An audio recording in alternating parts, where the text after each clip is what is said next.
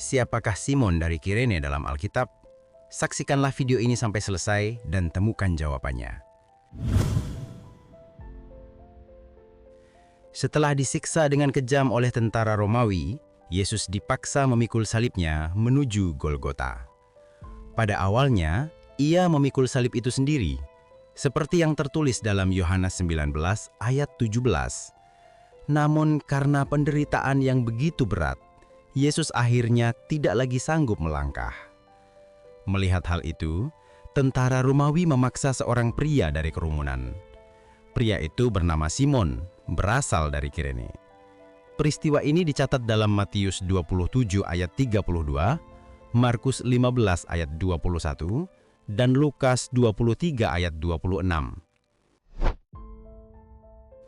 Siapakah Simon dari Kirene? Kirene adalah sebuah kota kuno di Afrika Utara, tepatnya di wilayah yang sekarang disebut Libya. Banyak orang membayangkan Simon berkulit hitam karena asalnya dari Afrika, tetapi Alkitab tidak menyebutkan warna kulitnya. Yang pasti, Kirene adalah pusat budaya Yunani, terkenal dengan filsafat dan ilmu kedokteran. Di sana juga ada komunitas Yahudi yang besar. Dalam Kisah Para Rasul 2 ayat 10, orang Kirene bahkan hadir saat peristiwa Pentakosta. Markus menambahkan detail penting. Simon adalah ayah dari Alexander dan Rufus. Nama anak-anak ini rupanya dikenal oleh jemaat penerima Injil Markus. Beberapa penafsir percaya Rufus ini sama dengan Rufus yang disebut Paulus dalam Roma 16 ayat 13. Jika benar, maka keluarga Simon berperan penting dalam gereja mula-mula. Apa makna peristiwa ini? Simon tidak mencari kesempatan untuk terkenal.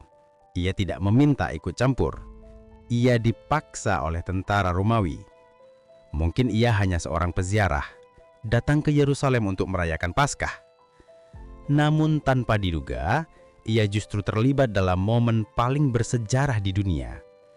Ia memikul salib sang juru selamat. Bayangkan posisi Simon. Diminta mengangkat salib seorang terhukum, sebuah simbol penghinaan dan kehinaan. Tetapi tanpa ia sadari, ia sedang berjalan bersama Yesus menuju Golgota. Mungkin hanya beberapa langkah, namun pengalaman itu pasti membekas seumur hidup. Tradisi gereja percaya, Simon akhirnya menjadi pengikut Kristus. Mungkin pengalaman melihat penderitaan Yesus membuat imannya bertumbuh, dan keluarganya pun kemudian dekat dengan para rasul. Pelajaran untuk kita, Simon memikul sebagian salib Yesus. Tetapi sesungguhnya, Yesuslah yang menanggung salib Simon. Yesus menanggung dosa seluruh manusia, seperti tertulis dalam 1 Yohanes 2 ayat 2. Kisah ini mengingatkan kita, mengikut Kristus berarti juga memikul salib. Kadang terasa berat, kadang datang tanpa pilihan, kadang terasa memalukan di mata dunia. Tetapi justru disitulah kita belajar mengenal kasih Yesus yang sejati. Nama Simon diabadikan dalam Alkitab, bukan karena ia mencari kehormatan, tetapi karena ia rela menolong di saat Yesus menderita.